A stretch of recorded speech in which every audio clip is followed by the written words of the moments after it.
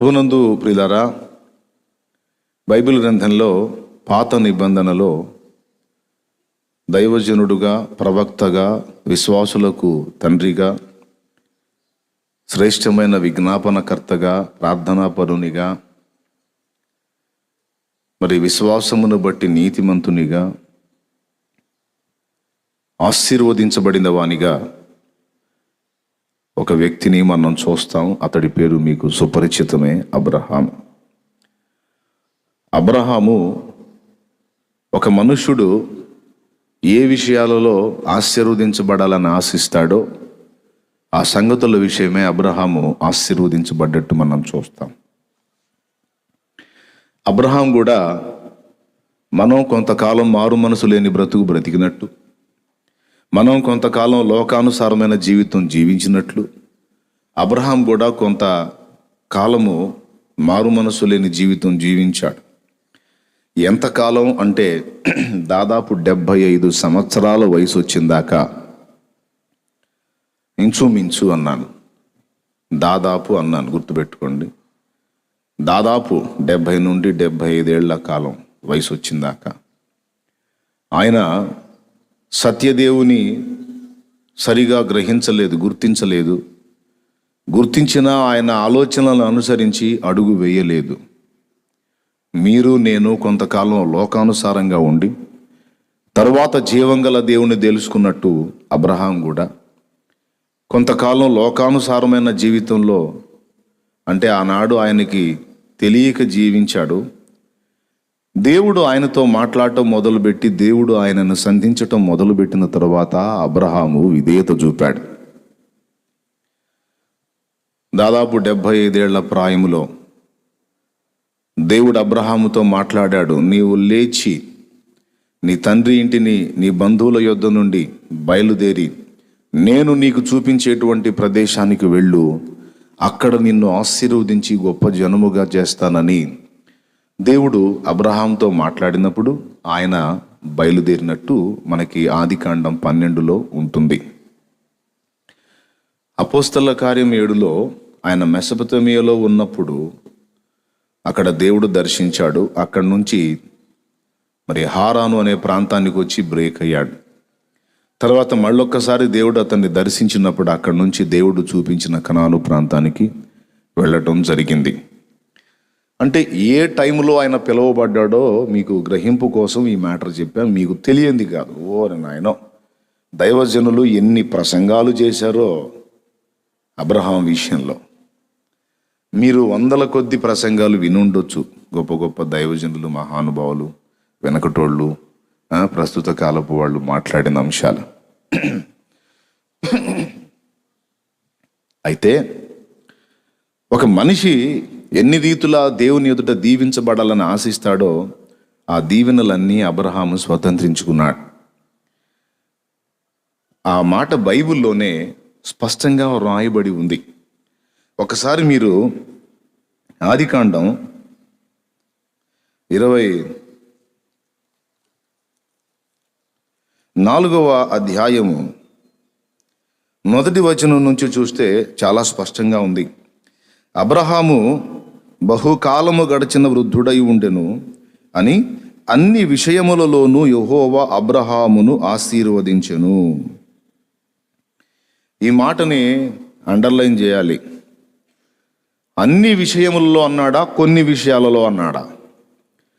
అన్ని విషయములలో అబ్రహాము దేవుని వలన ఆశీర్వదించబడ్డాడు అనుంది. నేను గతంలో ఒకసారి అందించా, మీకు గుర్తుందో లేదో. సహజంగా మనుషులు ఆశించేది ముఖ్యంగా 3. బాగా వినండి. అన్ని విషయములలో అబ్రహాం ఆశీర్వదించబడ్డాడని ఉంది కదా. అన్నీ అంటే బోల్డ్ అని మొత్తం అవన్నీ పక్కన పెట్టి మేజర్గా, పెద్దవిగా ముఖ్యంగా 3 తీసుకుందాం. మొట్టమొదటిది, మనిషి అంటూ ఈ భూమి మీద పుట్టి పెరిగిన తర్వాత ప్రతి మనిషికి ఒక ఆశ ఉంటుంది. మనిషికి కనీస అవసరాలు ఉంటాయి. కనీస అవసరాలు: ఒంటి మీద వస్త్రం, దేహపు సిగ్గు కప్పుకోవటానికి, ఆకలికి ఆహారం, ఎందుకంటే 3 పూట్ల తినకపోతే బ్రతకలేం కాబట్టి. 2, మూడవది నిలవరమైన నివాసం, ఏదో కనీసం ఒక స్థిరమైన గుడారం కావాలని మనిషి ఆశపడతాడు. కొంతమంది రాజకీయ నాయకులు కూడా వాళ్ళ ప్రసంగాలలో వీటినే మేజర్గా చూపిస్తారు.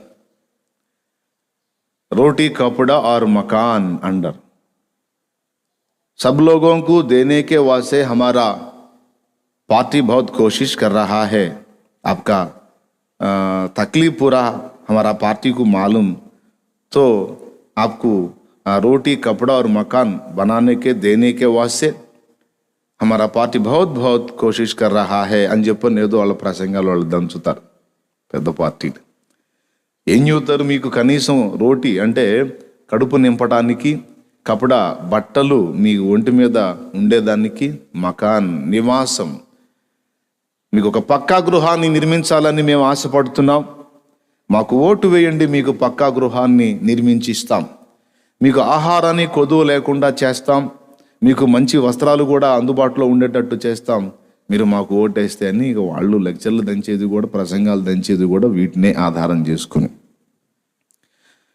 అంటే మనిషి కనీస అవసరాలు ముఖ్యంగా ఈ 3: సిగ్గుగప్పుకోవడానికి వస్త్రం, ఆకలి తీర్చుకోవడానికి ఆహారం, ఎండ వాన చలి గాలి దుమారం వాటి నుండి కాపాడబట్టడానికి ఒక నివాసం. దేవుని కృప వలన అబ్రహాము ఈ విషయాలలో సమృద్ధి కలిగి ఉన్నాడు. కనాను ప్రాంతంలో హేతు అనే వాని కుమారులు అబ్రహామును గురించి ఏమన్నారో తెలుసా? అయ్యా, నీవు మా మధ్యన మహారాజువై ఉన్నావు అంటారు. అంటే అబ్రహాము భౌతికంగా కూడా బహుగా ఆశీర్వదించబడ్డాడు. ఎంతటి సంపద అతను కలిగి ఉన్నాడు, ఎలాంటి పొజిషన్ ఆయన కలిగి ఉన్నాడు అంటే, అక్కడ ఉన్నటువంటి అన్య జనాంగం అబ్రహామును అంటున్నారు, వాళ్ళ ప్రాంతానికి ఈయన వెళితే ఆదికాండం 23:6లో హేతు కుమారులు అంటున్నారు, అయ్యా మా మాట వినుము, నీవు మా మధ్యను మహారాజు అయి ఉన్నావు. ఏమండి, ఏమీ లేని దీన స్థితిలో ఉన్నవాడిని అన్యులు మహారాజు అంటారా? అనరు. కానీ అక్కడ ఉన్నటువంటి ఆ కనానీయులు, అన్యులు అబ్రహాముని నువ్వు మా మధ్య మహారాజువై ఉన్నావు అంటే ఆయన ఎంత సంపద కలిగి ఉన్నాడో, ఎలాంటి పొజిషన్ కలిగి ఉన్నాడో మనకి ఇట్టే అర్థమైద్ది. స్తోత్రం. ఒక మహారాజుకు తగినంత దాసదాసి జనాంగం, సంపద, మందలు, సమృద్ధి కలిగి ఉన్నాడు ఆయన. కాబట్టి ఆయనకి ఆహారానికి కానీ, వస్త్రానికి కానీ, నివాసానికి కానీ ప్రాబ్లం లేదు. కావాలనుకుంటే 10 అంతస్తుల పక్కా భవంతిని కూడా నిర్మించగలిగే పొజిషన్ ఉన్నా, నాకు ఇక్కడ నివాసం స్థిరం కాదు, నాకు నిత్యత్వం కావాలి, పునాదులు గల పట్టణం అక్కడ దేవుని హస్తనిర్మితమై ఉన్నది, దానికోసం నేను ఎదురు చూస్తానని అబ్రహాం మనసంతా దాని మీద పెట్టుకుని భూమి మీద ఉన్నప్పుడు సమృద్ధి కలిగిన వాడైనను గుడారంలో బతికాడు. అది ఆయనకి ఆయన గతాన్ని, లేకపోతే తన దీనస్థితిని ఎప్పటికీ కూడా మర్చిపోకుండా భూమి మీద నివాసం అస్థిరం అనేటువంటి వాస్తవికత ఎప్పుడు గ్రహించి ఉండున్నట్లు అలాగా జీవించాడు ఆయన. ఇది ఆయన సొంతంగా ఆలోచించుకొని. కానీ ఇక అన్ని విషయాలలో ఆయన సంపన్నుడు. ఇది ఫస్ట్ గుర్తుపెట్టుకోండి. దీవించబడ్డా లేదా? రైట్. నంబర్ 1. నంబర్ 2, సంతానపరమైన ఆశీర్వాదం. మనకుండే 3 రకాల ఆశలు. మొట్టమొదటిది, భూమి మీద జీవించినంత కాలం ఒకటికి ఇచ్చే పొజిషన్లోనే మనం ఉండాలి, కానీ ఒకటికి చేయి చాపి అడుక్కునే పొజిషన్లో మనం ఉండకూడదు అనేది అందరి ఆరాటం. ఎంతమంది ఒప్పుకుంటారు? లైవ్లో ఉన్నోళ్ళు కూడా కాస్త స్పందించండి. అవునా కాదా? 10 మందికి ఇచ్చే పొజిషన్లోనే నన్ను నుంచు దేవుడా, ఎవడికి చేయి చాపే ఆ పరిస్థితి రానియొద్దు నాయన అని అందరూ అడుగుతారు. బాబు అడగరా? అడుగుతారు. అబ్రహాంకి ఆ పరిస్థితి లేదు, తీసేయండి. ఇక మనకు ఆ 3 దొరికిన తర్వాత ఇక రెండో ఆశీర్వాదం ఏం కోరుతామంటే, నేను బాగుండాలి. బాగుంచావు, నా పిల్లలు కూడా బాగుండాలి, నా ఫ్యామిలీ బాగుండాలి. మనిషికి రెండో ఆలోచన ఏంటయా? ఫస్ట్ తన గురించి ఆలోచిస్తారు. రెండోది, నేను పోయిన తర్వాత కూడా నా సంతానము క్షేమంగా ఉండాలి, ఆశీర్వాదకరంగా ఉండాలి, వర్ధిల్లాలి, నా బిడ్డ తరం దీవెనకరంగా ఉండాలనేది అందరి ఆశ. కొంతమంది ముసలాళ్ళని మీరు కనిపెట్టండి, వాళ్ళ పిల్లల గురించే కాదు, వాళ్ళ మనవాళ్ళ గురించే కాదు, ఆ మనవాళ్ళకు పుట్టినటువంటి ముని మనవని గురించి కూడా చింతపడతా ఉంటారు. అంటే వీళ్ళ ఆశ ఏంటంటే 4 తరాలు 5 తరాలు వీళ్ళు బతికున్నంత వరకు అందరినీ భద్రపరచాలి, అందరూ బాగుండాలి. సంతానపరమైన ఆశీర్వాదం అది రెండోది. అది కూడా అబ్రహాం పొందాడు. అబ్రహాంకి ఇచ్చిన వాగ్దానం ఏంటయా? ఎంత గొప్ప వాగ్దానం! భూలోకములోని జనములన్నీయు వంశములన్నీయు నీ వలన, నీ సంతతి వలన ఆశీర్వదించబడును అన్నాడు. నీ సంతానమును నేను స్థిరపరుస్తాను, నీ సంతానాన్ని నేను నిత్యత్వం పర్యంతం కూడా స్థిరపరుస్తానని గొప్ప ఆశీర్వాదం ఇచ్చాడు. అది కూడా లెక్కకు ఇసుక రేణువుల వల్ల విస్తరింపజేస్తానన్నాడు. బా, సూపర్ కదా. ఫస్ట్దేమో నివాసం, రెండోది పిల్లలు. మీకు లేదా ఆశ? నా సంతానం బాగుండాలి, నా పిల్లలు బాగుండాలి, నా కుటుంబం క్షేమంగా ఉండాలి. అంత తపనంతా అదేగా. మన ప్రార్థనలు ఎక్కువ వాళ్ళ చుట్టే తిరుగుతాయిగా. కాబట్టి ఆ విధమైన దీవెన కూడా అబ్రహాం పొందాడు. అదే మర్మమేం కాదు. మీరు 100 సార్లు విన్నారు ఈ ప్రసంగాలు. యూదులు అబ్రహాము సంతతే తెలుసా? హిట్లర్ అనేవాడు యూదుల్ని భయంకరంగా ఊచకోత కోయించాడు, చంపించాడు. అసలు భూమి మీద యూదుడు అనేవాడే లేకుండా ఏరి పారేస్తానన్నాడు. వాడే అడ్రస్ లేకుండా పోయాడు. ఎంతమందిని హతము చేసినా పుట్టగొడుగులాగా ఆ సంతాన వృద్ధి అవుతా ఉంది. ఇప్పటికీ ఒక దేశంగా అది ఉంది. ఎప్పటిదాకా ఉంటుందంటే యేసయ్య రాకడ వరకు ఉంటుంది. రాకడ వచ్చిన తరువాత సంఘముతో ఇశ్రాయేలు జనాంగం అంటే అబ్రహాము సంతతి చేర్చబడుతుంది. అబ్రహాము సంతానానికి అంతము లేదు. దేవునికి స్తోత్రం కలుగును గాక. బా, ఏం దీవెనయా కదా.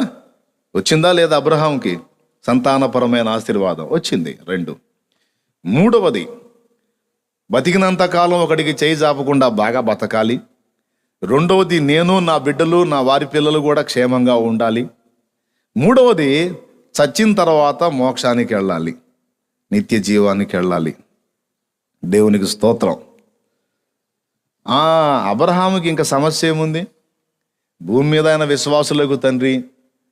ఆయన నిండు ముసలితనం ముందు నిద్రించాడు. ఎక్కడున్నాడు? పరదైసులో ఉన్నాడు.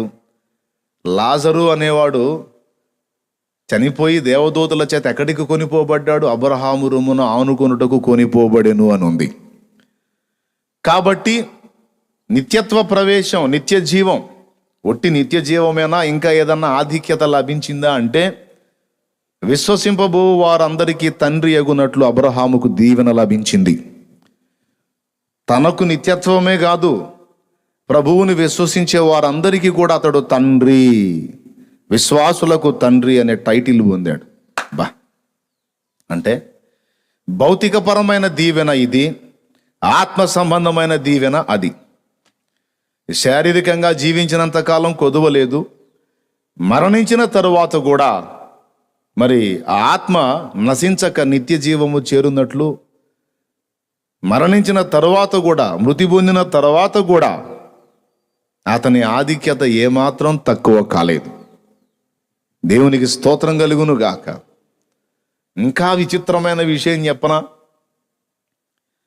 ఎంతమందికి ఆ భాగ్యం దక్కిందో లేదో నాకు తెలియదు కానీ, ఎంతమందికి ఆ ఛాన్స్ లభించిందో లేదో నాకు తెలియదు కానీ, అబ్రహాము ఏది కోరితే చేశాడండి దేవుడు. అబ్రహాము ఏది కోరితే చేశాడు దేవుడు. భూమి మీద యేసయ్య కార్యాలను అబ్రహాము అక్కడ నుండి చూచున్నట్లు దేవుడు ఆయనకు కృప చూపాడు. అబ్రహాము మహిమలో ఉండి, దేవుని పరదైసులో ఉండి, భూమి మీద యేసయ్య కార్యాలు. యేసయ్య ఎవరు? మత్తయి సువార్త 1వ అధ్యాయం 1వ వచనం, అబ్రహాము కుమారుడగు దావీదు కుమారుడైన యేసుక్రీస్తు వంశావళి అన్నాడు. అబ్రహాము కుమారుడు. దేవుడు వాగ్దానం చేశాడు కదా, నీ సంతానము వలన భూలోకంలోని జనములనియు వంశములనియు ఆశీర్వదించబడునని. అంటే ఏం చెప్తున్నాడంటే, నీ నుండి లోకమంతటికి రక్షకుణ్ణి పుట్టిస్తాను, ఆయనే అందరి పాపములకు ప్రాయశ్చిత్తమై యజ్ఞమవుతాడు, ఆయన నీ సంతతిలోనే పుడతాడు అని యేసుక్రీస్తు ప్రభువుని గూర్చిన ప్రవచనం యొక్క నెరవేర్పు ఎలా ఉంటుందో చూడాలని ఆశగా ఉంది తండ్రి అన్నాడు. ఆ ఆశని తండ్రి తీర్చినట్టు సాక్షాత్తు యేసయ్యే చెప్తున్నాడు. ఒకసారి మీరు చూస్తే యోహాను సువార్త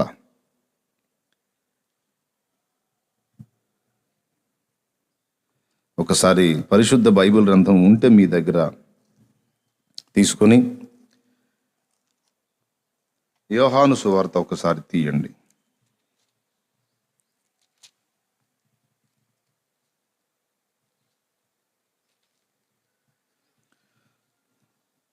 ఎనిమిదవ అధ్యాయము 56వ వచనాన్ని చూడండి ఒకసారి.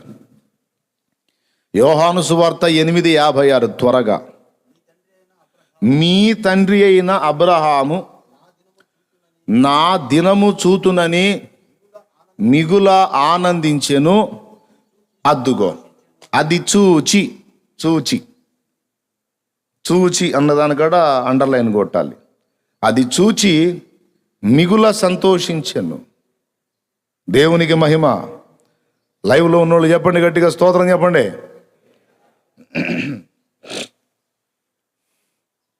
మీ తండ్రి యగు అబ్రహాము నా దినములు చూతునని ఆనందించను, అది చూచి సంతోషించను. చూశాడా లేదా యేసయ్య కార్యాలు అబ్రహాము? చూడకపోతే చూచి సంతోషించాడని ఎట్లా చెప్తాడయా? చూశాడు. ఎక్కడుండి చూశాడు? మరి భూమి మీద లేడు కదా ఆయన. యేసయ్య భూమి మీద కార్యాలు జరిపేటప్పుడు అబ్రహాం భూమి మీద ఉన్నాడా? లేదు, అక్కడ ఉన్నాడు. కానీ అక్కడుండి ఇక్కడ ప్రభు కార్యాలు చూసే ఆధిక్యత, ధన్యత అబ్రహాముకు లభించింది. ఇక మిగిలిన వాళ్ళకి దక్కిందో లేదో నాకు తెలియదు. అబ్రహాం మాత్రం లైవ్ చూశాడు భూమి మీద యేసయ్య కార్యాలు. ఈ విధంగా అటు భౌతిక సంబంధంగా ఇటు ఆత్మ సంబంధంగా అబ్రహాము అన్ని విషయాలలో ఆశీర్వదించబడ్డాడు. ఇది గుర్తుపెట్టుకోండి, గట్టిగా మనసులో స్థిరపరచుకోండి. క్రైస్తవ్యం అనగానే, యేసు ప్రభుని నమ్ముకోవటం అనగానే ఇక అగచాట్ల మారి జీవితం, ఇక దరిద్రాన్ని వెళ్ళబోయాలి, అంతా దరిద్రాన్ని మోయాలి అనేది ఏమీ చెప్పలా బైబిల్లో. అవసరాన్ని బట్టి నీ క్షేమం కోసం కొన్ని శ్రమలు, దైవ చిత్తానుసారంగా నీ విశ్వాసాన్ని పరిశోధించడానికి, నీకు క్షేమం కలిగించడానికి, నీ ఆత్మీయ జీవితానికి దోహదపడే విధంగా అవసరాన్ని బట్టి కొన్ని శ్రమలను దేవుడు అనుమతిస్తాడు తప్ప, ఇక యేసు ప్రభువును నమ్ముకున్నాడు ఇక దరిద్రగొట్టు జీవితానికి ఇక నాంది పలికినట్టే అనే ఆలోచన రైట్ కాదు. స్తోత్రం చెప్పండి. ఎందుకంటే మనకు 2 విధములైన దీవెనలు దేవుని నుండి లభిస్తాయి. యేసు ప్రభువు నమ్ముకోగానే ఇక దరిద్రం స్టార్ట్ అయ్యిద్దని కాదు. దరిద్రతలో ఉన్నవాడు దీవించబడతాడు కూడా. అసలు ఇంకా చెప్పాలంటే యేసు ప్రభుని గుర్తించని వాడు, యేసు ప్రభుని గూర్చి ఎరుగలేని వాడు భూమి మీద ఎంత సంపన్నుడైనా దరిద్రుడే. ప్రపంచ ప్రఖ్యాతిగాంచిన మిలియనీర్స్, బిలియనీర్స్ మొత్తం ఎక్కువ శాతం మంది ఆత్మహత్యలు చేసుకొని చచ్చిపోయారు. ఎందుకు? మొన్నటికి మొన్న కూడా ఏదో ఆత్మగా వచ్చి ఒకడు మాట్లాడుతున్నాడని ఒక సహోదరుని గురించి చెప్తున్నారు. అదంతా వాస్తవం కాదు. కొన్ని తేడా విషయాలు అవి. దాని గురించి ప్రభు చిత్తమైతే మరోసారి చెప్తున్నా, ఆ టాపిక్ డైవర్ట్ అయింది. ఎంత ధనవంతుడు, ఎంత సంపన్నుడు, ఎంత పేరు ప్రఖ్యాతులు గాంచిన వాడైనా సత్యదేవుడైన యేసయ్యను గుర్తించకపోతే అతడు దరిద్రుడే. కానీ భూమి మీద ప్రస్తుతం పేదవాడుగా ఉన్నా నిజదేవుడైన యేసయ్యను గుర్తుపట్టగలిగితే అతడు దరిద్రుడై ఉన్నప్పటికీ ధనవంతుడే. దేవునికి మహిమ. ఎందుకంటే యేసయ్యకు మించిన ఐశ్వర్యం ఏముంది? యేసు దొరికితే సకల సంపదల గని మనకు దొరికినట్టే. కాబట్టి యేసు ప్రభు ఒక ఆత్మ సంబంధమైన దీవెనే కాదు, భౌతికమైన దీవెన కూడా ఆయన తన దాసులకు ఇచ్చినట్లు పాత నిబంధనలోను నూతన నిబంధనలో కూడా ఉంది. కొన్నిసార్లు అవసరాన్ని బట్టి అన్నాడు. అవసరాన్ని బట్టి కొన్నిసార్లు మనకి కొన్ని రకాల లేమి, కొదువ, బలహీనత, కొంత ఇబ్బందికర పరిస్థితులు అనుమతిస్తాడు తప్ప అవి మనకి కలకాలం ఉండవు, అవి మనకి పర్మనెంట్ కాదు. ఇప్పుడు ఉదాహరణకి నీకు అప్పులు ఉన్నాయి, ఆర్థిక సమస్య ఉంది, కొన్ని శరీరంలో బలహీనతలు ఉన్నాయి, ఏదో కుటుంబంలో వ్యతిరేక పరిస్థితులు ఉన్నాయి, కొన్ని విధాల శోధనలు ఉన్నాయి, ఏదో కొన్ని ప్రయత్నాలు చేసావు, విఫలమైపోయింది, చాలా బాధపడతా ఉన్నావు, కృంగిపోతా ఉన్నావు. దేవుడు అంటాడు, నీకు అవి పర్మనెంట్ కాదు, అవసరం కొద్దీ నేను అనుమతించాను. కొన్నిసార్లు ఊహించని హఠాత్ పరిణామాలు జరుగుతాయి, ఇవి కూడా పరీక్ష కోసం నేను అనుమతించాను, సహించు. నువ్వేమీ నష్టపోవు, ఏది కోల్పోవు, నీకు అన్నీ నేను భద్రపరిచే ఉంచాను, అన్నీ నీకు ఇస్తాను, నీకు చూపిస్తానని దేవుడు మాట్లాడుతూనే ఓ పక్క ఉంటాడు. కాబట్టి యేసు ప్రభుని నమ్ముకున్నవాడు ఆశీర్వాదములోనికి ప్రవేశించిన వాడు అంతే. యేసయ్యలోనికి వచ్చిన వాడు ఆశీర్వాదంలోకి ప్రవేశించాడంతే. శాపములో నుండి బయటికి వచ్చాడో దీవెనలోనికి ప్రవేశించాడు అంతే. ఏం దీవెనో ఏమో, నా అప్పులు ఎక్కువైపోతున్నాయి, తీరట్లేదు, అది కూడా దీవెనే నాయన. కానీ ఎంత మాత్రం అవుతాయో చూద్దాం. ఒక్క చూపు చూస్తాడు, యేసు నామంలో అడ్రస్ లేకుండా పోతాయని. ఆయన ముందా నువ్వు చెప్పేది? ఒక్కటే మాట చెప్పాడు, ఫిలిప్పీ పత్రిక 4:4, ఎల్లప్పుడూ ఆనందించండి, మరలా చెప్పుదు ప్రభువునందు ఆనందించండి అన్న కాడ దేనిని గూర్చి చింతపడకుడి గాని ప్రతి విషయములోను ప్రార్థన విజ్ఞాపనముల చేత కృతజ్ఞతాపూర్వకముగా మీ విన్నపములు దేవునికి తెలియజేయండి. దేనిని గూర్చి, అది ఆ దేనిని అన్నకాడ గీతకి అది అండర్లైన్ చేయ. అక్కడ దేనిని అన్నకాడ ఇక నువ్వు 1,00,000 చెప్పు, నాకు నేను వినను. అన్న నాకు ఆ సమస్య, అన్న నాకు ఈ సమస్య, నేను ఇంత బాధపడుతున్నా, ఇంత ఇబ్బంది పడుతున్నా, నాకు పిల్లలు లేరు, నిందపాలు అవుతున్నా, గొడ్రాలు అంటున్నారు, మా అత్తగారు నన్ను తొలగించి ఇంకొక ఆమెనిచ్చి పెళ్లి చేస్తాను అంటున్నారు. చెయ్యిని, నేను తొలగించి ఇంకొక ఆమెనిచ్చి పెళ్లి చేయని, పెళ్లి చేసినాక వాళ్ళ అబ్బాయే తేడా అని తేలిద్ది, అప్పుడు ఆమె కూడా పోయిద్ది, దరిద్రం వదిలిద్ది. దేవుడికి ఉంటాయి మార్గాలు. దేవునికి స్తోత్రం కలుగును గాక. అన్నా నాకట్లా, నాకిట్లా, నువ్వు 100 సమస్యలు చెప్పు, నేను ఈ ఒక్క మాటే చెప్తా నీకు, దేనిని గూర్చియో చింతపడద్దు.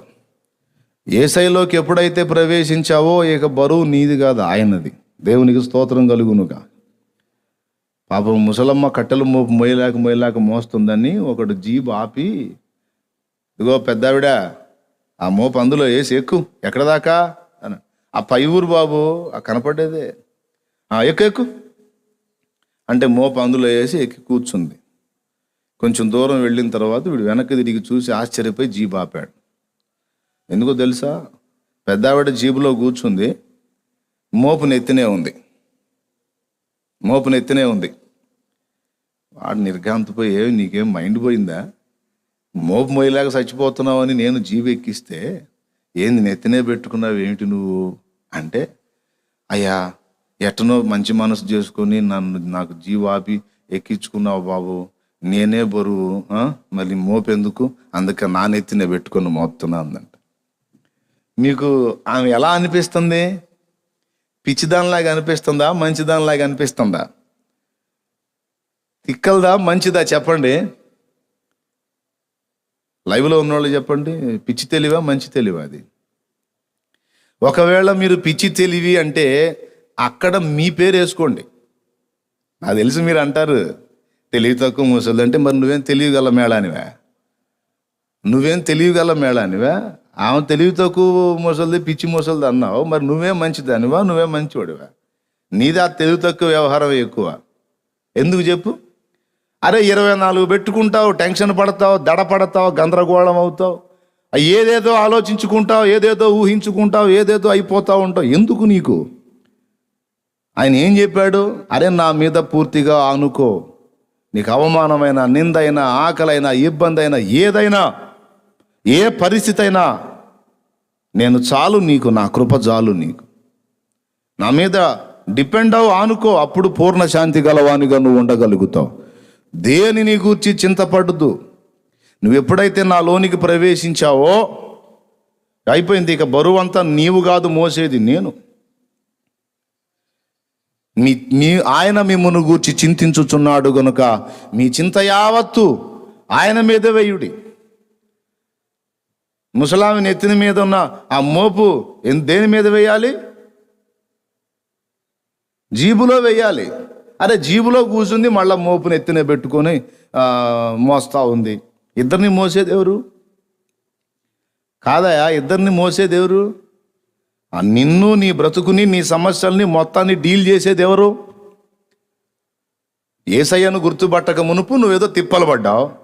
ఇప్పుడు యేసయ్యను గుర్తుపట్టిన తర్వాత కూడా ఇంకా దడేనా? ఇంకా టెన్షనేనా? ఇంకా ఆందోళనేనా? ఇంకా భయమేనా? ఇంకా కృంగిపోవటమేనా? ఇంకా కుమిలిపోవటమేనా? ఈ చెత్త పనులు మానేసాయి. అయిపోయింది. నువ్వు ఆశీర్వాదంలోకి ప్రవేశించావు. బాధలు, ఇబ్బందులు, కష్టాలు, కన్నీళ్లు, శోధనలు రావు లేవు అని నేను చెప్పను, కానీ ఎన్నొచ్చినా అన్నిటికీ చాలినవాడు యేసయ్య ఉన్నాడు. దేవునికి మహిమ కలుగునుగా. ఇందాక మనోళ్ళు పాడారు, బల శౌర్యము గల నా యేసయ్యా, శతకోటి సైన్యములైన నీకు సాటి అగుదురా. బల శౌర్యము గల నా యేసయ్యా, శతకోటి సైన్యములైన నీకు సాటి అగుదురా. మారవే నీ సాహస కార్యములు ఎన్నడు, ధైర్యముగా నిన్ను వెంబడింతును. మారవే నీ సాహస కార్యములు ఎన్నడు, ధైర్యముగా నిన్ను వెంబడింతును. సర్వాధికారివి, సర్వజ్ఞుడవు, సంపూర్ణ సత్యరూపివి నీవు. సర్వాధికారివి, సర్వజ్ఞుడవు, సంపూర్ణ సత్య స్వరూపివి నీవు. దివిలోనున్న ఆనందమును ధరణిలో నేను అనుభవింప, మహిమాత్మతో నన్ను నింపితివా. దివిలోనున్న ఆనందమును ధరణిలో నేను అనుభవింప, మహిమాత్మతో నన్ను నింపితివా. మహిమాత్మతో నన్ను నింపితివా. Praise the lord. అవునా? మళ్ళీ సర్వాధికారి అయిన దేవుణ్ణి గుర్తుపట్టి ఆయనలోనికి ప్రవేశించి ఇంకా కృంగిపోతావు, దిగులు పడతావేమయా? ఇంకా నువ్వు ఆందోళన పడటంలో అర్థమైంది. ఆ ముసలమ్మకి నీకు తేడా ఏందని అడుగుతున్నాను నేను. మరి లైవ్లో ఉన్నవాళ్ళు కూడా చెప్పండి నాకు సమాధానం. ఉందా? ఏమన్నా తేడా ఉందా? ఏమీ లేదు. ఆయన అంటాడు, అరే బరువు నాది. ఎక్కడుందన్న ఆ మాట? పేతురు రాసిన పత్రికలో ఉంది. ఆయన మిమ్మును గూర్చి చింతించుచున్నాడు. ఫిలిప్పి 4:4లోనేమో దేనిని గూర్చియో చింతపడొద్దన్నాడు. అక్కడేమన్నాడు? పేతురు రాసిన మొదటి పత్రిక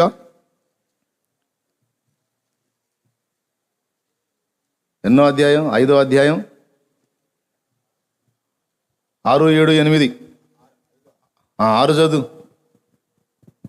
దేవుడు తగిన సమయంలో మిమ్మల్ని హెచ్చించున్నట్లు ఆయన బలిష్టమైన చేతి కింద దీన మనస్కులై ఉండండి. ఆయన మిమ్మల్ని గూర్చి చింతించుచున్నాడు. అదుగో నువ్వు మింగేవాకు.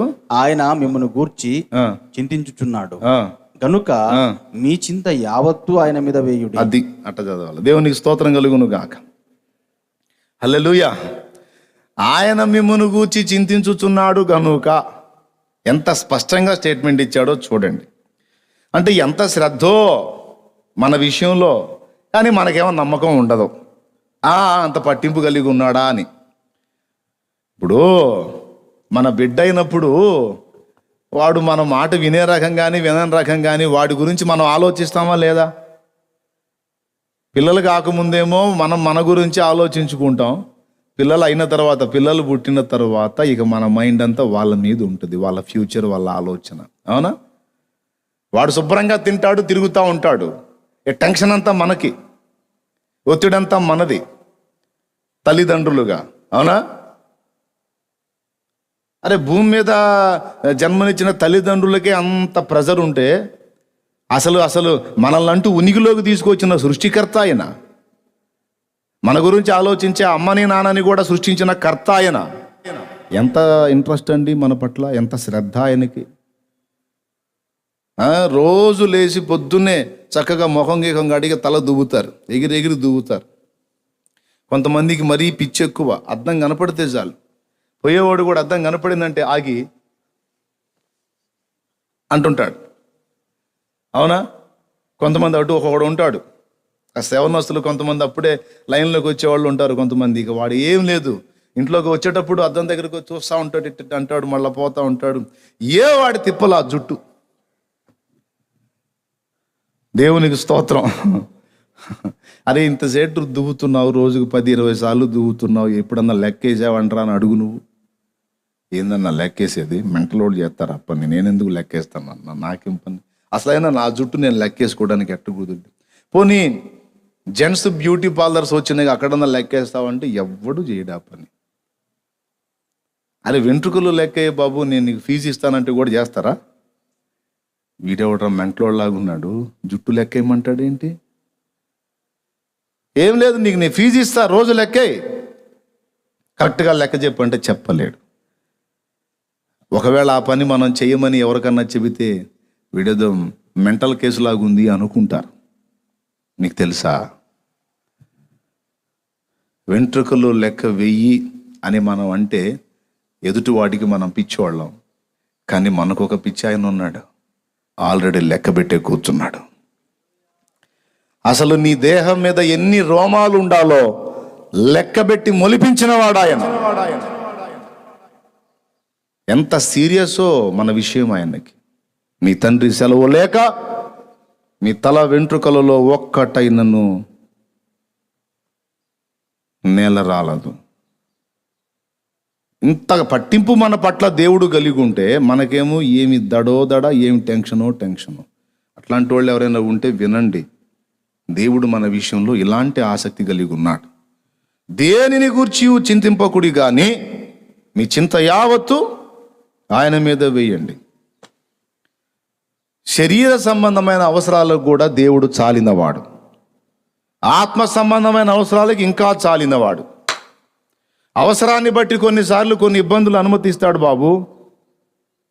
హంసతూలిక తల్పాల మీద పొరలాడిస్తాడని నేను చెప్పట్లా. నీకు కావలసిన కనీస వసతులన్నీ కూడా దేవుడు చూసుకుంటాడు. నీ ప్రక్కన 1000 మంది పడినను, నీ కుడి ప్రక్కన 10,000 మంది పడినను అపాయము నీ యొద్దకు రాదు, నువ్వేం భయపడాల్సిన అవసరం లేదన్నాడు. అంటే అలాంటి మాట అన్నాడు అంటే అలాంటి సన్నివేశాలు జరిగే అవకాశం కూడా ఉండొచ్చు. ఇప్పుడు ఒక సమస్య ఉంది, ఈ సమస్యతో అల్లాడిపోతున్నారు. ఎంత గందరగోళం అంటే అంత గందరగోళం. ఇప్పుడు వచ్చిన తెగులు ఏం పెద్ద కంపెనీ తెగులు కాదు, దీని తాతలు మన దగ్గర మస్తున్నాయి. అసలు మళ్ళీ ఇక నెగిటివ్ రిపోర్టే లేని కంపెనీ ఐటమ్ మన దగ్గర మస్తుంది. HIV పాజిటివ్ ఏమే మామూలు బ్రాండ్ అయింది. అన్ని బ్రాండుల్లోకి దరిద్ర బ్రాండు చైనా బ్రాండే. మీకు తెలియదేముంది? ఆడి బ్రాండ్ ఇక్కడ వచ్చేదో ఇది చేసేది ఏం లేదు. అసలు అంతకంటే ముందు మన దగ్గర కంపెనీ ఐటమ్ చాలా ఉన్నాయి. HIV పాజిటివ్ ఉంది, క్యాన్సర్ ఉంది, తర్వాత ఇప్పుడు షుగర్ ఒక సమస్యగా ఇప్పుడు అదొకటి పెద్ద తలకాయ నొప్పి అయిపోయింది, BP ఉంది, పెరాలసిస్ ఉంది. మంచి బ్రాండెడ్ ఐటమ్ మస్తులు ఉన్నాయి మన దగ్గర. ఏంది అట్టు చూస్తారు? కంపెనీ ఐటమ్ లేదు మన దగ్గర. మరి ముష్టి చైనా సరుకు ఏముంది అది? దాని బ్రతుకు ఆఫ్టర్ ఆల్ 7 days. నేనే జోక్గా చేస్తున్నాను అనుకోవద్దు, నిజమా కాదా? 7 రోజుల్లో నెగిటివ్ రిపోర్ట్ వస్తుందిగా. అరే నెగిటివ్ రిపోర్ట్ వచ్చినప్పుడు అది సమస్యే కాదు, అలాగని తగిలించుకోమని నేను చెప్పట్లా. ఆ 7 రోజులు మాత్రం హింస ఎందుకు చెప్తున్నా మాట. దానికంటే బ్రాండ్ మంచి కంపెనీ ఐటమ్ మన దగ్గర మస్తున్నాయి, దాని గురించి వదిలేశారు. ఇప్పుడు పోనీ అది ఒక అందుకు మంచిది అయింది, దీని గురించి టెన్షన్తో అసలు మేజర్ అయి తీసి పక్కన పెట్టేసుకున్నారు, ఆ టెన్షన్ తగ్గించుకున్నారు. ప్రియులారా, మనకు ఆల్రెడీ ఉన్న సమస్యలతో పోల్చుకుంటే ఇప్పుడు వచ్చింది పెద్ద సమస్య కాదు. ఇప్పుడు మృతులు ఇంత అనేస్తున్నారు. అదే దేశం అని ఉన్నప్పుడు, రాష్ట్రం అని ఉన్నప్పుడు, ప్రపంచం అని ఉన్నప్పుడు కొంతమంది పుట్టేవాళ్ళు ఉంటారు, కొంతమంది వెళ్ళిపోయేవాళ్ళు ఉంటారు, కొంతమంది ఈ జనన మరణ చక్రం అనేది తిరుగుతూ ఉంటుంది. ఈ కొత్త వైరస్ వచ్చిందని ఇప్పుడు మరణాలను చూపిస్తూ ఉన్నారు. అంతకుముందు మరణాలు లేవా? ఇంతకంటే ఎక్కువే ఉన్నాయి.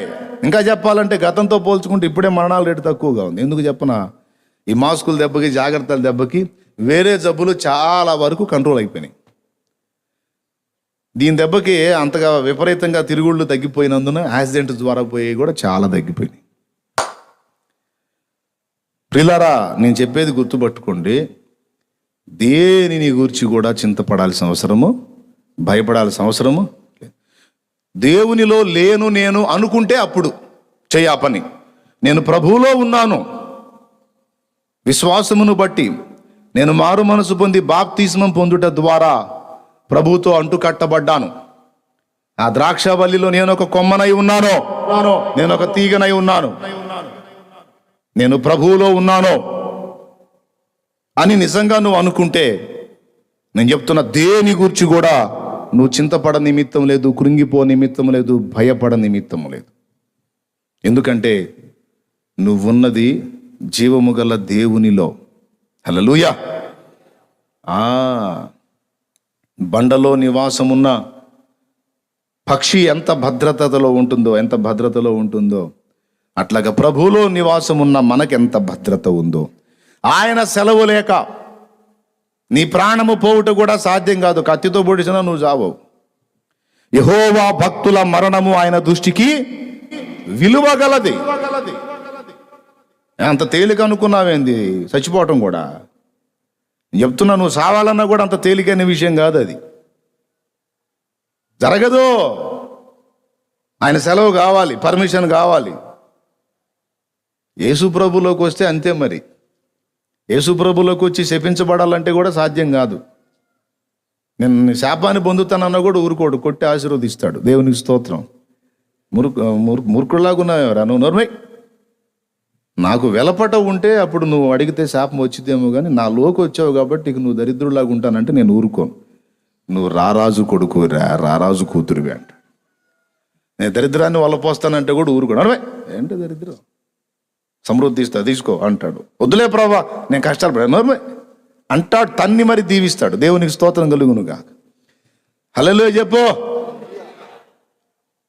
యేసయ్యలోకి వచ్చినాక నువ్వు సొంతంగా సద్దామన్నా కూడా ఏది కాదు అది. నీవు ఆయన భక్తుడవు, భక్తురాలి అయిపోయావు. ఇక నీ ప్రతి అడుగు, నీ ప్రతి కదలిక, నీ ప్రతి ప్రయాణం, నీ ప్రతి గమనం ఎంత సెక్యూరిటీలో ఉంటుందో తెలుసా? నువ్వు ఇల్లు దాటి బయలుదేరావంటేనే దూతల సమూహం నీకు ప్రాకారంగా ఉంటుంది. వాక్యాలు చదవటం, పాటలు పాడటం కాదు, దేవుడిచ్చే భద్రతను కూడా గుర్తుపట్టాలి. ఎంత సీరియస్సో మన విషయం. దేవదూతల గురించి ఏం చెప్పాడు? రక్షణయను స్వాస్థ్యము పొందబో మనకు పరిచర్య చేయు ఆత్మలు కారా, హెబ్రీ పత్రికలో అంటాడు. మనం ఇల్లు దాటి బయలుదేరితే దూతల భద్రత మనకు ఉంటుంది. మరి అట్లయితే కొంతమంది యాక్సిడెంట్స్లో పోతున్నారు అంటే ఆయన సెలవు అయింది.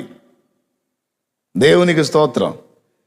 ఇక ఆయన ఇవ్వక మునుపు నీ వెంట్రుక కూడా, మళ్ళీ చెప్తున్నా, ఆయన సెలవు ఇవ్వకపోతే మన తల మీద ఉన్న వెంట్రుకలో ఒక వెంట్రుక కూడా కదల్చటం ఎవడి తరం కాదు. చెప్పు స్తోత్రం. ఎవరి తరం అయింది? రమ్మను మరి. ఆయన సెలవు ఇయ్యాలి. నీ నెత్తి మీద ఒక వెంట్రుక ఈరోజు దువ్వినప్పుడు ఒక వెంట్రుక కింద పడాలంటే ఆయన సెలవు ఇయ్యాలి అంతే. వెంట్రుకకే సెలవు అవసరం అయితే ఇక ప్రాణం తీయటానికి తెగులుకి అంత తేలిక అవకాశం ఉందా? ఏమయ్యా? ఒకటే నువ్వు దేవుని భక్తుడవు, యెహోవా భక్తుడవు, యేసయ్య భక్తుడవు. ఈ ప్రాణం పోవటం అంత తేలికైన విషయం కాదు, నువ్వు చావటం అంత చిన్న విషయం కాదు. పెద్ద ప్రిపరేషన్ ఉంటుంది దానికి. మరి నిన్ను తీసుకెళ్ళటానికి పెద్ద ఏర్పాటు ఉంది.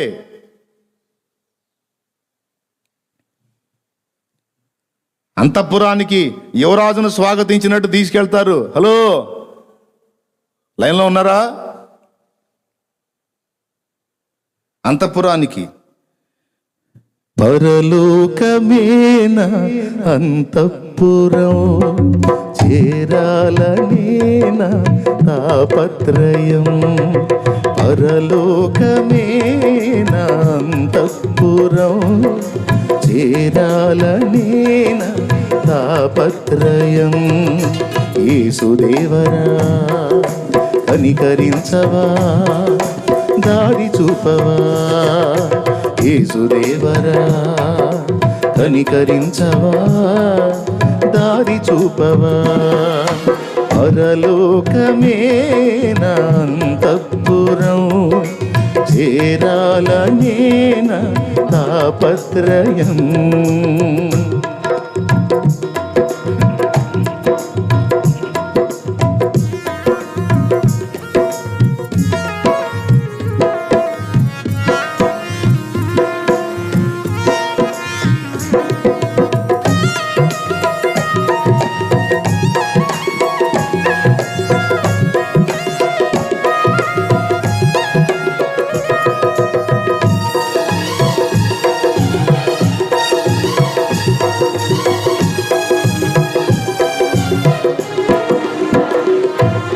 స్వల్పకాలమే ఈ లోక జీవితం, నా భవ్య జీవితం మహోజ్వలం.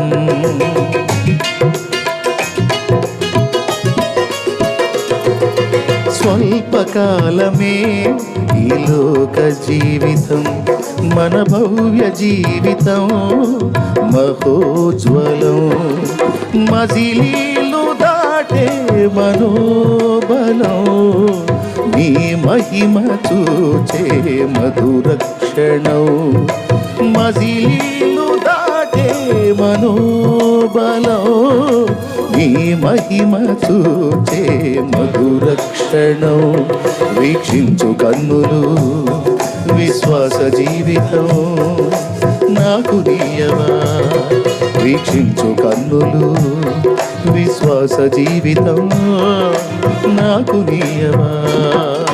పరలోకమేన అంతఃపురం చేరాలనేన తాపత్రయం. పరలోకమేన అంతఃపురం చేరాలనేన తాపత్రయం. దేవునికి మహిమ. హల్లెలూయా. ఏదైనా కొదువు కలిగి ఉన్నామంటే ఆయన అనుమతి, ఏదైనా ఆశీర్వాదం వచ్చిందంటే ఆయన దీవెన, కృప, అంతే. 3 చెప్పాను నేను. నువ్వు యేసయ్యలోకి వచ్చి దరిద్రుడిగా ఉండడానికి నేను ఇష్టపడుతున్నాను అంటే ఊరుకోడు. ఆయన చిత్తమైతే అనుమతి ఇస్తాడు, లేకపోతే 2 తన్ని మరి దీవిస్తాడు. చెప్పుకో బాబు, అవసరమైతే నన్ను తన్ని మరి ఏంది చెప్పలేంది, ఏం చేసి మరి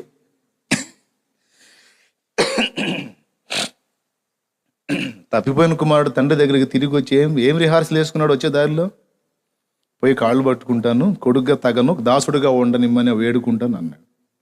ఏం చేశాడు? అననిచ్చాడా అసలు ఆ మాట? అరే రే రే రే రే చూస్తానే మెడ మీద పడి ముద్దులు పెట్టుకొని, ఆ మహానుభావుడు ఎన్ని ముద్దులు పెట్టుంటాడో మనకి. యేసయ్య నిన్ను ముద్దాడి మరి దీవిస్తాడు, భయపడొద్దు. నీ కార్యమును ముద్దాడి మరి సఫలపరుస్తాడో నిరీక్షణ కలిగి ఉండు. నువ్వు చావాలంటే కూడా అంత తేలికైన విషయం కాదు. ఊరికి నేను చచ్చిపోతాం అనుకున్నా, నేను చచ్చిపోతాను ప్రభు అంటే కూడా తంతాడు. 2 కూర్చో, ఏం చచ్చిపోయేది, చాలా పని ఉంది నీతో అంటాడు. లేదు ప్రభా నాకు రోగం వచ్చింది చచ్చిపోతున్నా. ఏం రోగం వచ్చింది? ఏ రోగం? నా సెలవు లేకుండా నిన్ను చంపేది. ఐగుప్తు మొత్తం తెగులుంది, నా ప్రజలున్న గోషెను ప్రాంతములో తెగులు లేదు. కారణం నేనే ప్రాకారము. హల్లెలూయా. నా కాలగతులన్నీ నీ వశమని నిలిచి ఉన్నాను నీ చెంతనే. నా కాలగతులన్నీ నీ వశమని నిలిచి ఉన్నాను నీ చెంతనే. నా దాగు చోటు నీవేనని నమ్మికయుంచాను నీ మీదని. అవునన్నా కాదన్నా, వెలుగైనా వెతలైనా నీతోనే నా పయనము. ఈ ప్రేమ ప్రాకారము యేసయ్య, నీ పొందు నా భాగ్యము.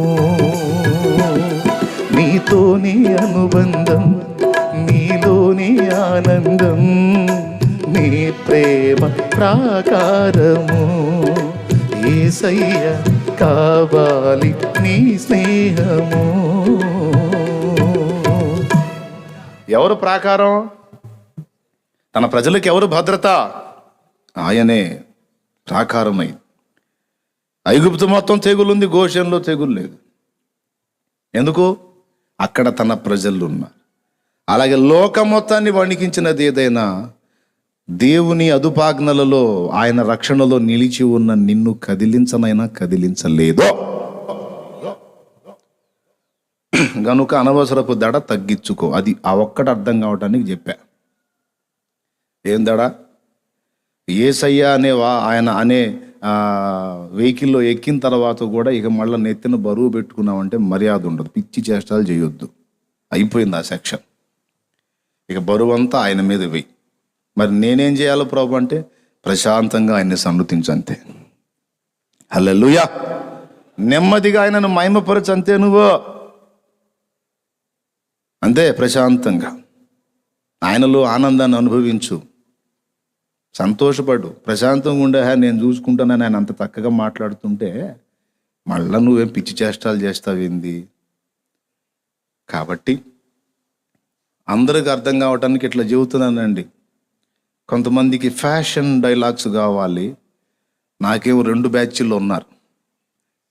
క్లాసర్స్ ఉన్నారు, మాసర్స్ ఉన్నారు. ఇద్దరిని కలిపి నేను డీల్ చేయాల్సి వచ్చింది. అందుకే ఈ టైపులో కూడా ఇస్తుంటాను.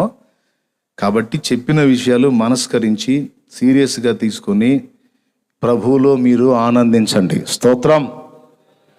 అబ్రహాము ఒక మనిషి ఏ ఏ విషయాలలో కోరుకుంటాడో అన్ని విషయాల్లో ఆశీర్వదించబడ్డట్టు చదివించా. ఒకే ఒక్క మాట చెప్పి ముగిస్తా. సంతోషంగా స్తోత్రం చెప్పుకోండి. ముగించడం అంత ఆనందమా మీకు?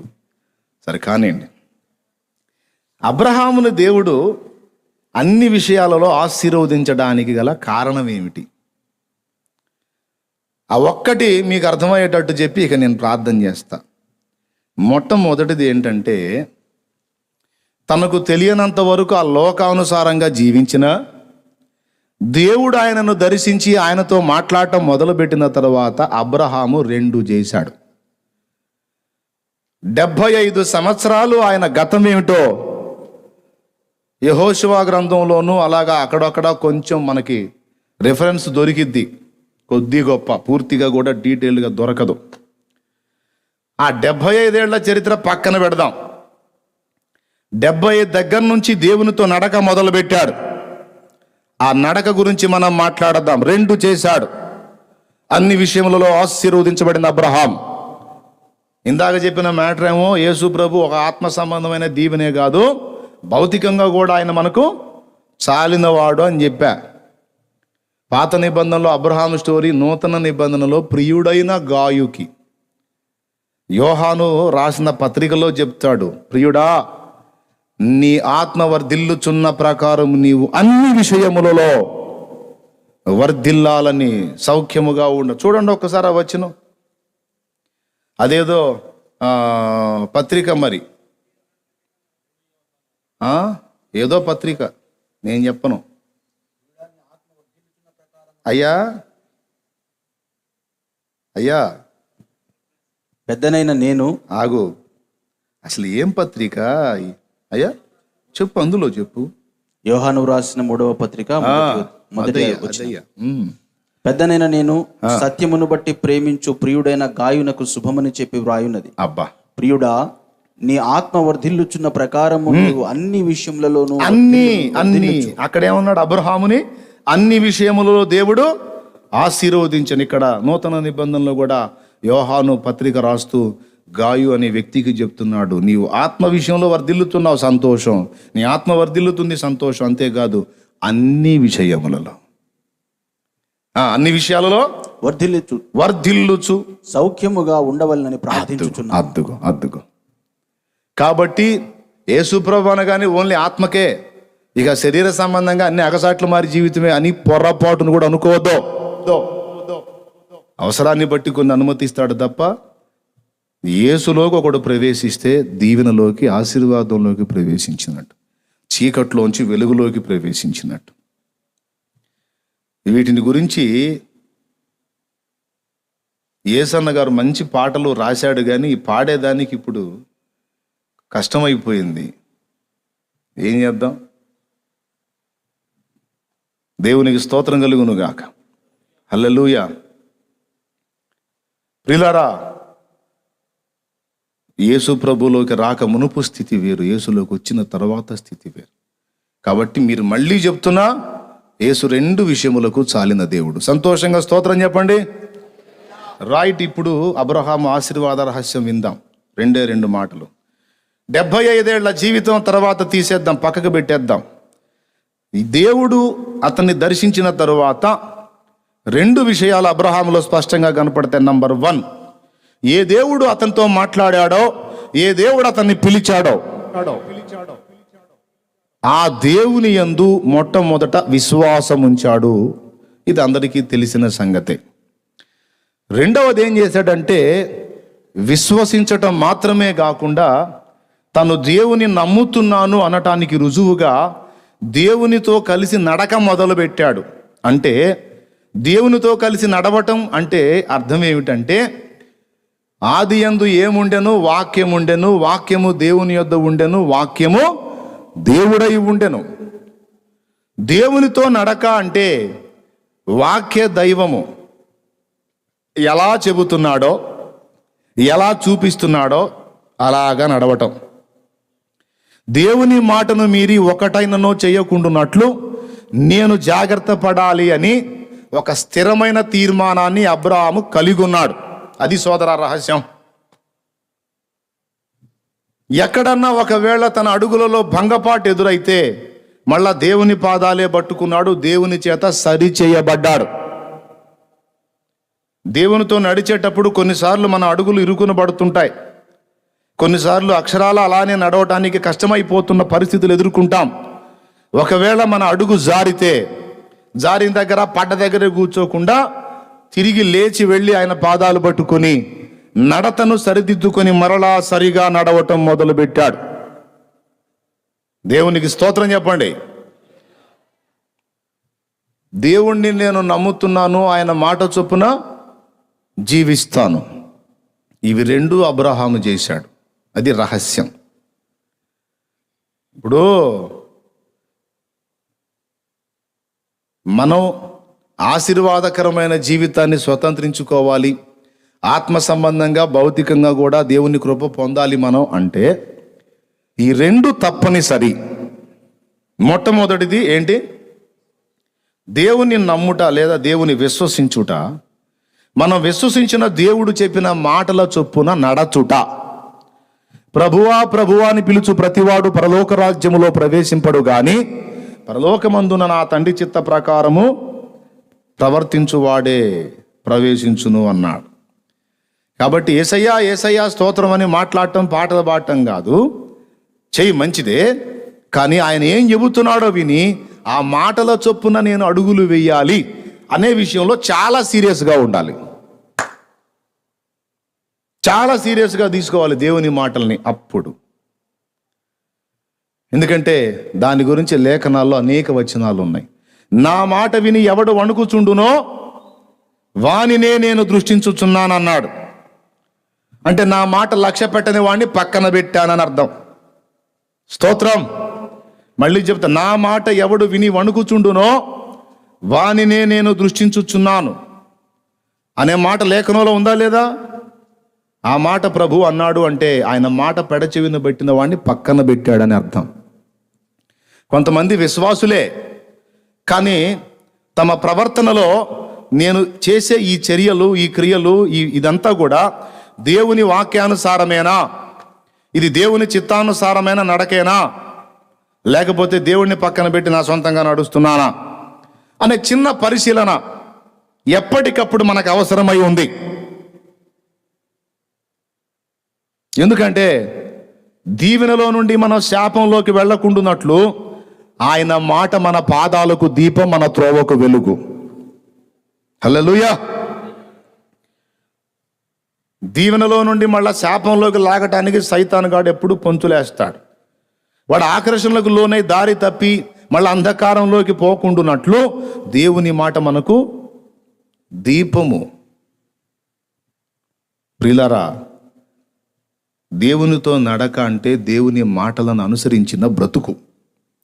అబ్రహాం లైఫ్ చూడండి మీరు, ఎంత స్థిర తీర్మానం అంటే దేవుడు ఒక మాట చెప్పాడండి. ఏమండి, మనం దేవుణ్ణి నమ్మటం గొప్ప సంగతి కాదండి. ఆయన బలవంతుడు, ఆయన నమ్మక ఎవరిని నమ్ముతావు? ఆయన మహాజ్ఞాని, ఆయన నమ్మక ఎవరిని నమ్ముతావు? ఆయన సర్వశక్తుడు, ఆయన నమ్మక ఎవరిని నమ్ముతావు? ఆయనకు అసాధ్యమైనది ఏది లేదు, ఆయన నమ్మక ఎవరిని నమ్ముతావు? నువ్వు ఆయన నమ్మటానికి బోల్డన్న ఆధారాలు ఉన్నాయి. కానీ దేవుడిని మనం నమ్మటం గొప్పతనం కాదు, కానీ మనల్ని దేవుడు నమ్మటం గొప్పతనం అండి. దేవునికి స్తోత్రం చెప్పండి గట్టిగా. మనల్ని దేవుడు నమ్మాలి సోదరా. అక్కడ మన పనితనం కనపడుతుంది. అబ్రహాం పనితనం అక్కడే కనపడిద్ది. అబ్రహాము దేవుని నమ్మెను, అది అతనికి నీతిగా ఎంచబడెను అన్నాడు కదా. నేను ఇంకొకటి చెప్పనా, దేవుడు కూడా అబ్రహామును నమ్మెను. ఎక్కడుంది వచనం? తీసుకో, ఆదికాండం 18వ అధ్యాయం 19వ వచనం ఒక్కసారి చూడు.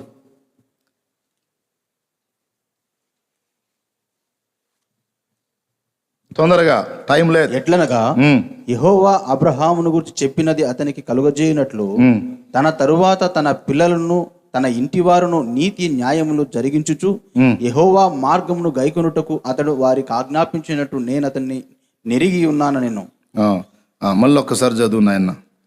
ఎట్లనగా యెహోవా అబ్రహామును గురించి చెప్పినది అతనికి కలుగచేయునట్లు తన తరువాత తన పిల్లలను తన ఇంటివారును నీతి న్యాయములు జరిగించు. చూసారా, దేవుడే ఈ మాట అంటున్నాడండి.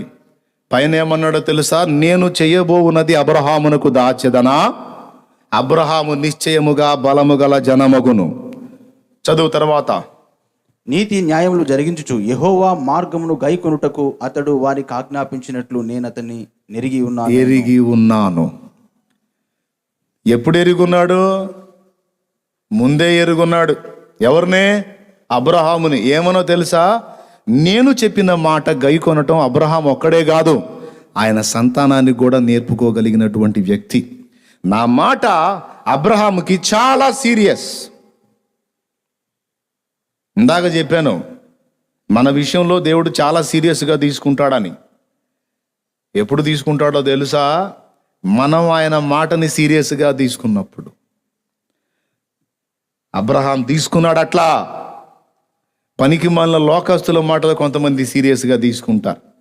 అరే, మారు మనసు పొందా, బాప్తిస్మం పొందవా అంటే పొందటానికి బయలుదేరతాడా?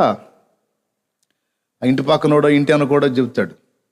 ఎక్కడికి రా బయలుదేరావు అంటే చర్చికి. ఆహా, ఏం సంగతి అంటే బాప్తిస్మం ఇస్తున్నారు, తీసుకుందాం అని వెళ్తున్నాను. ఏంటి బాప్తిస్మం? రే, నేను పిచ్చా నీకు? మాంసం తింటున్నామని ఎముకలు మెళ్ళ వేసుకుంటా ఉంటారా? పిచ్చి పనులు చేయవాకు.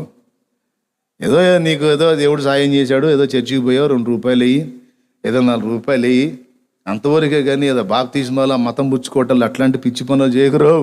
మన కులం తెలుసుగా నీకు, మనది ఒక రేంజ్ రో. ఇటు బొందా. ఈడేం చేస్తాడు తెలుసా, ఒక్కొక్కడు తెలివి తక్కువ దద్దమ్మ, అందరు కాదులేండి, ఒకళ్ళు ఉంటారు తెలివి తక్కువ దద్దమ్మలో. దేవుడు ఏం చెప్పాడు పట్టించుకోడు, వాడు చెప్పిన మాట విని వెనక్కి వెళ్ళిపోతాడు. అంటే యేసుక్రీస్తు అనే ఆశీర్వాదంలోనికి ప్రవేశించబోయేటప్పుడు లోక సంబంధి సైతాను సంబంధి అనేవాడు ఒకడు చెప్పిన మాట విని వీడు వెనక్కి వెళ్ళిపోతే ఇటు శాపంలోనే కూర్చున్నాడా, దీవెనలోకి వచ్చాడా? అబ్రహాం అట్లా కాదు, తను తలపెట్టి దేవుడు చెబితే ఏదైనా సరేగా వెనకాడే ప్రసక్తి లేదు. అది ఆయన స్పెషల్. సింపుల్. ప్రతి అడుగు కూడా అట్లా బేరీజ్ వేసుకొని నడిచాడు. ఏది చేసినా ఇది దేవుడు చెప్పిందేనా, దేవుడు ఆమోదిస్తాడా, ఇలా నేను చేయటం, ఇలా ప్రవర్తించటం, ఇలా వ్యవహరించడం ఒప్పుకుంటాడా? అన్నీ 75 ఏళ్లకు అవతల మళ్ళా అదేం లేదు, తెలియదు అప్పుడు. కానీ దేవుడు అతన్ని దర్శించి అతనితో మాట్లాడటం మొదలుపెట్టినాక ఫుల్ చేంజ్.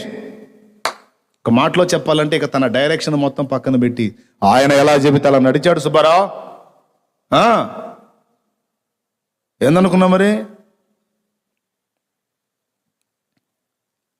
అట్లా నడిచాడు. అందుకే అన్ని విషయములలో ఆ మాట దేవుడే చెప్తున్నాడు, నేను అబ్రహామును నమ్ముతున్నాను. తనొక్కడే కాదు, తన ఫ్యామిలీకి కూడా నేర్పుకుంటాడు. ఇంకొకటి కూడా చూడు, ఆదికాండం 22:18 చూడు, 17 నుంచి కూడా చదువు, బాగుంటుంది.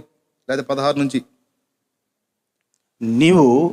నీకు ఒక్కడే అయ్యున్న నీ కుమారుని ఈయ వెనుతీయక ఈ కార్యము చేసినందున నేను నిన్ను ఆశీర్వదించి ఆకాశ నక్షత్రముల వలెను సముద్ర తీరమందలి ఇసుక వలెను, నేను నిన్ను ఆశీర్వదించి ఆకాశ నక్షత్రముల వలెను సముద్ర తీరమందలి ఇసుక వలెను నీ సంతానమును నిశ్చయముగా విస్తరింప చేసేదను. అబ్బా అబ్బా అబ్బా అబ్బా, నేను చెప్పిన మాట విన్నావు నాయన నువ్వు. అయిపోయింది పో. ఏమైపోయింది ప్రభా, ఇంకా లెక్కేసుకోలేవు. ఏంటిది ప్రభా? నీ సంతానాన్ని. అదేంది ప్రభా అంటే, నీకు ఒక్కడే అయి ఉన్న నీ కుమారుని నా మాటకు భయపడి, నా మాటకు గౌరవం చూపి, నా మాటకు విలువిచ్చి నేను చెప్పిన పని చేయబోయావు చూడు అబ్రహాం. పిచ్చగా నచ్చేసావు. నన్ను నమ్మేవాయా నువ్వు? నన్ను నమ్మావు. నీకు నువ్వు లెక్కేసుకోలేవు. పోతే నీకు దమ్ముంటే లెక్కే, సముద్ర తీరం మందలు ఇసుకో లెక్కే. ఎట్లా సాధ్యమైంది ప్రభా? ఒక దోషులు తీసుకొని లెక్కేస్తే నా బతుకాలం జరిపోయింది ప్రభా. అది అంతమందిని నేను నీకు చదువు. నీ సంతతి వారు తమ శత్రువుల గవిని స్వాధీనపరుచుకొందురు, మరియు నీవు నా మాట వినినందున. అద్దుగద్దుగద్దుగు ఆ మాట అండర్లైన్ చేయాలి. నీవు నా మాట వినినందున. భూలోకములో వినటం అంటే మళ్ళా కూర్చొని వినటం కాదు. వినటం అంటే చేయటం. అక్కడ వినటం అంటే 2 అర్థాలు అవుతాయండి. మాట వినరా అంటారు పెద్దోళ్ళు. మాట వినరా అంటే ఏంది? కూర్చొని వినమని కాదు, చెప్పినట్టు చేయరా అని. వినుట అనే దానిలో 2 అర్థాలు అన్నమాట. కూర్చొని వినటం వస్తుంది, చెప్పినట్టు చేయటం కూడా వినటం అనే వస్తుంది. నీవు నా మాట వినినందున భూలోకములోని జనములన్నీ నీ సంతానం వల్ల ఆశీర్వదింపబడునని నా తోడని ప్రమాణము చేసి యెహోవా సెలవిచ్చెనని. అసలు ప్రామిస్ చేస్తున్నాడండి, ఒట్టు పెడుతున్నాడు.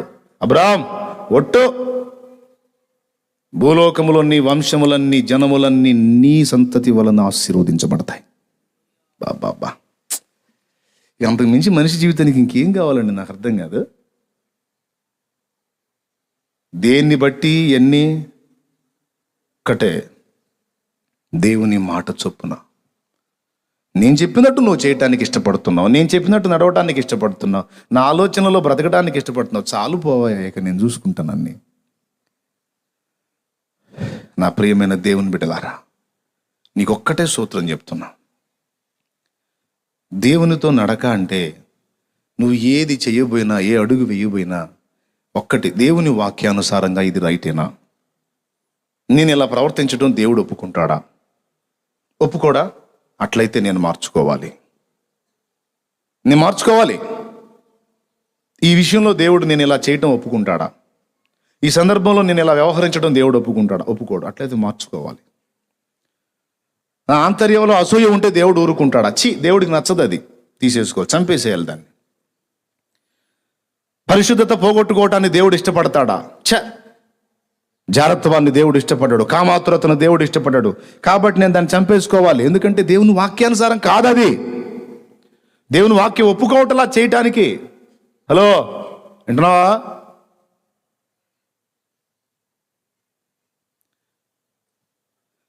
పొరుగువాంతాన్ని ప్రలోభించటం వాక్యానుసారమేనా? దేవుడు ఒప్పుకుంటాడు? చిచ్చి, దేవుడు ఒప్పుకోడు. ఎంత లాభం వస్తే మాత్రమే నాకు, ఒకటి అన్యాయం చేసే సొమ్ము నాకు.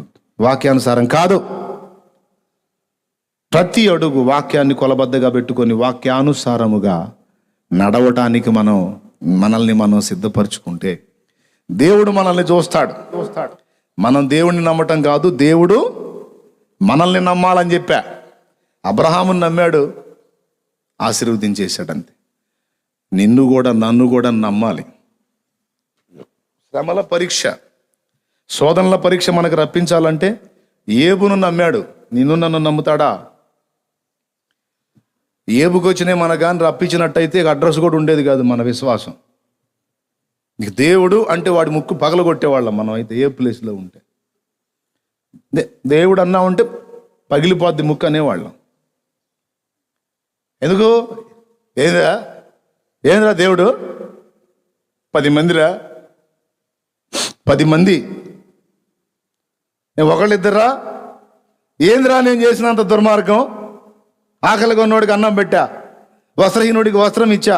అయ్యా, నాకు అన్యాయం జరుగుతుందంటే పోయి న్యాయం చేశా, విధవాళ్ళని చూసి దాటిపోలేదు. ఏందిరా నేను చేసిన అన్యాయం? 10 మంది పిల్లలరా ఒక్కరోజే. ఏం దేవుడ్రా అనేవాళ్ళమేమో. ఏవు కాబట్టి యెహోవా ఇచ్చినో యెహోవాయే తీసుకొనినో ఆయనకే స్తోత్రం. ఆయనతోనే నా వ్యాజ్యం. నేను ఎవరి మీద పడి ఆడవను, ఎవరిని అనుకోను, ఎవరిని తిట్టిపోసుకోను. కొంతమంది ఉంటారు, వాళ్ళు చేసుకునే జిలాకు పనులన్నీ వాళ్ళు చేసుకుంటారు, పక్కన వాళ్ళ మీద పడి ఏడుతుంటారు. ఇది ఒక టైప్ మైండ్లు.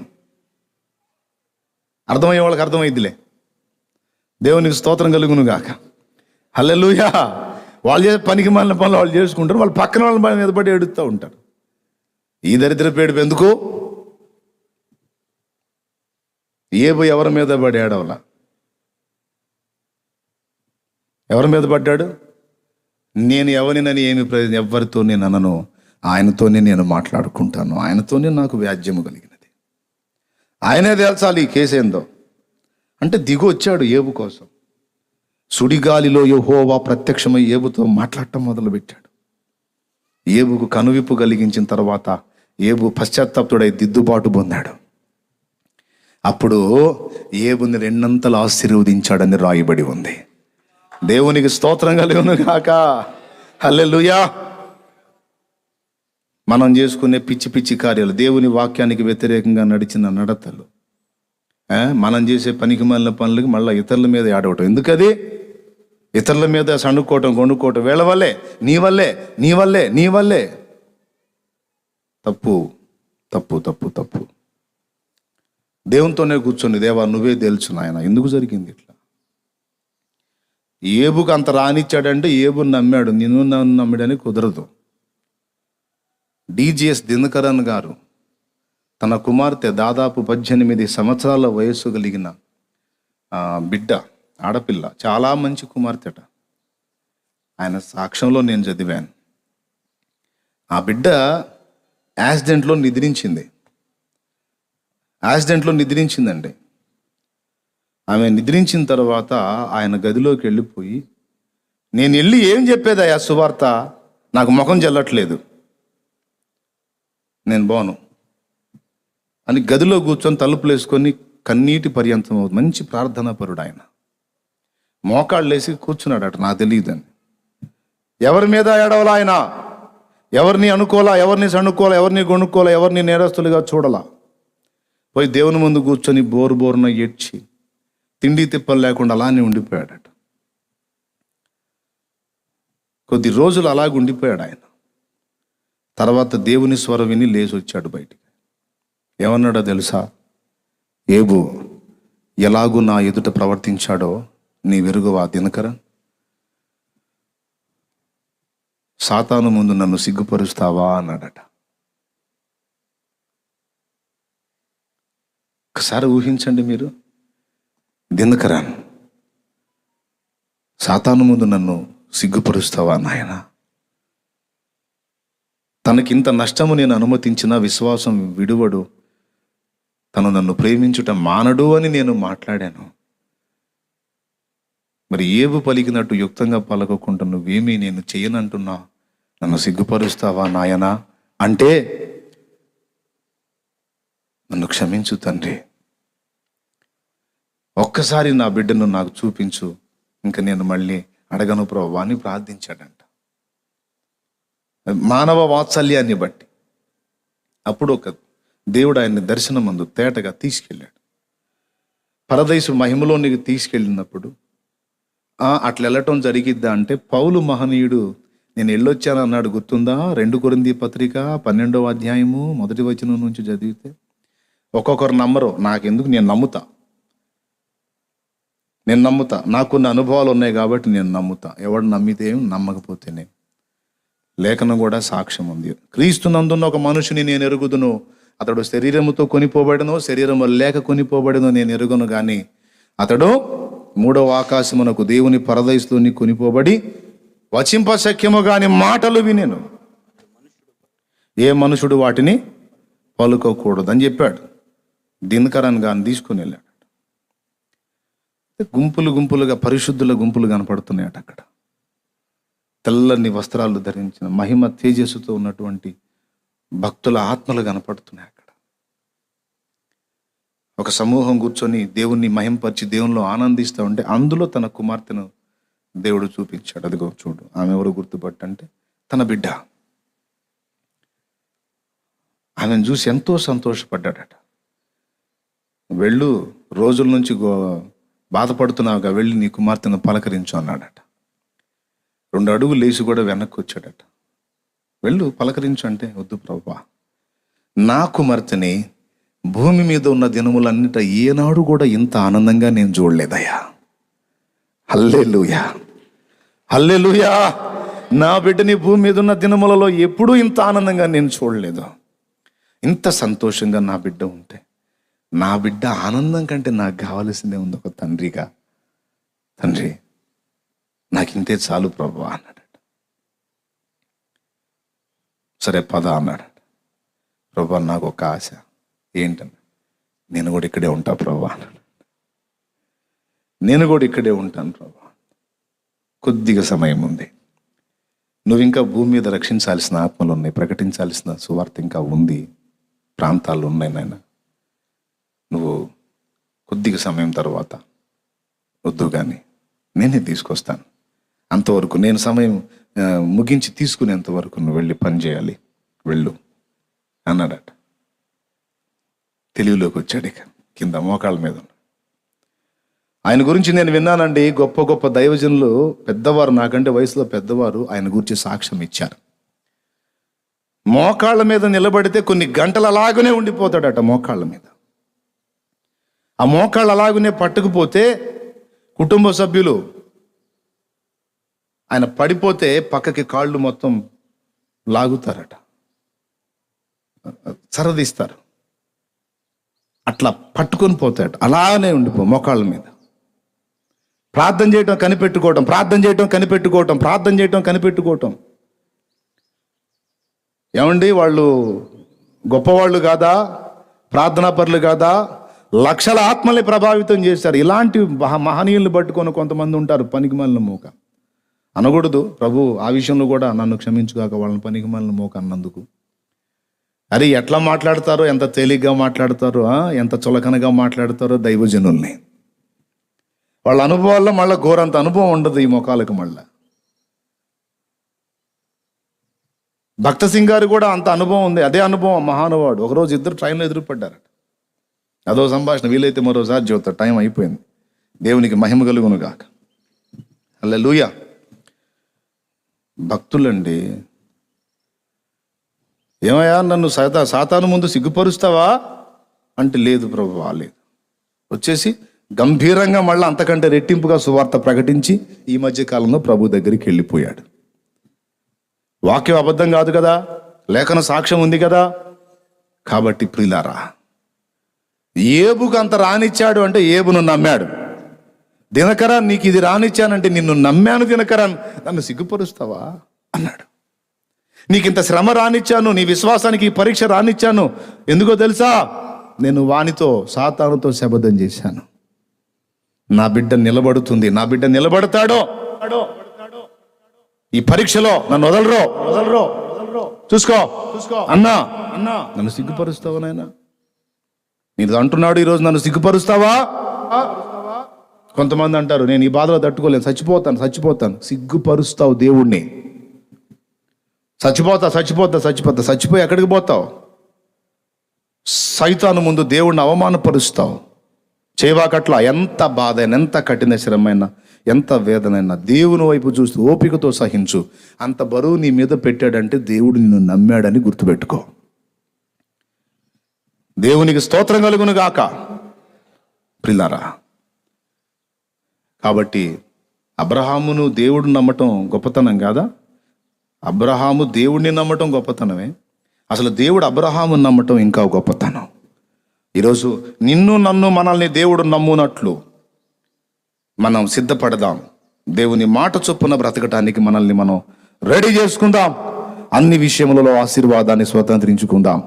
లోకస్తులు భయపడినట్లు ఏ తెగులుకి, ఏ బలహీనతకి, ఏ వ్యాధికి, ఏ శోధనకు కూడా భయపడక విశ్వాసమును బట్టి ధైర్యముగా ఉండాలి.